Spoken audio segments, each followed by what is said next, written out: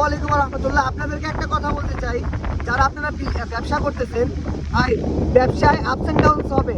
আপনি যদি নতুন উদ্যোক্তা হন বা পুরনো উদ্যোক্তা হন, ব্যবসায় কিন্তু আল্লাহ তাআলা হালাল করছেন, কারণ হচ্ছে ব্যবসায় আপস অ্যান্ড ডাউনস আছে। এই কারণে ব্যবসা কিন্তু আপনার অন্য কিছু না, ঠিক আছে?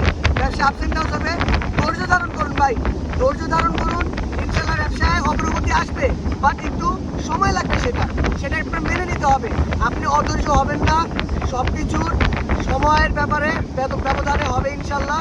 জাস্ট আপনি ধৈর্য ধারণ করবেন এবং আপনি চালাই যাবেন ভাই। কারো কথা, কারো কটু কথা, কারো কিচ্ছু না, কারো কোনো কথা শুনে আপনি থেমে থাকবেন না।